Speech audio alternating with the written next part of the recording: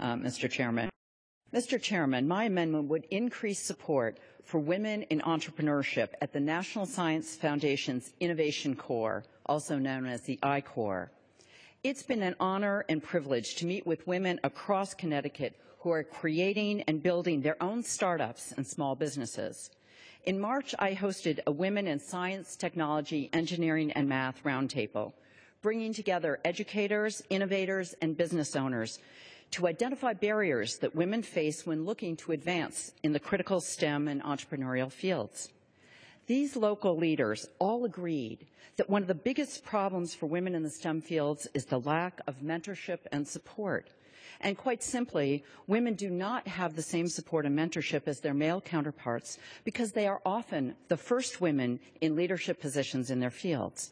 In fact, our Smaller Manufacturers Association in Connecticut just elected their first female president, Ann Strobel, and she has already hit the ground running to build on our state's strong manufacturing tradition. National studies and experts echo the concerns women raised at the STEM Roundtable in my own district.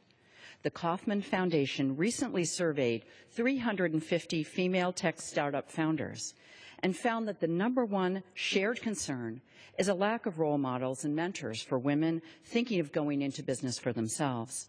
And recent news reports have noted the chronic underrepresentation of women in the booming tech sector, including startups. In fact, women make up only 30% of the tech workforce and 22% of the leadership roles, despite being 60% of the workforce.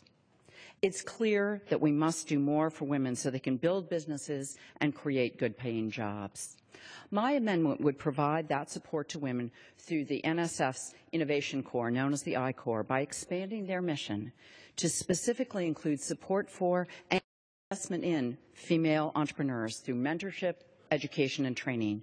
The I-Corps program fosters entrepreneurship by giving students the tools they need to move discoveries and technology from the research lab to the market. I-Corps is making a difference in helping teach and support entrepreneurs across the country. In my own state, the University of Connecticut recently received I-Corps funding and is designated as an I-Corps site.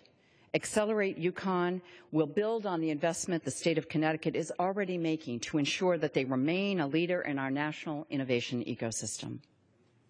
Our competitiveness as a nation depends on robust research and technology and on ensuring that we draw on the best and the brightest, whether they be men or women. By increasing the number of women entrepreneurs in the fields of science, technology, engineering, and math, we as a nation will all benefit from the innovation that comes from a diverse workforce. It is not only morally right, but economically smart to foster entrepreneurship of women. I encourage all of my colleagues to support my amendment, and I reserve the balance.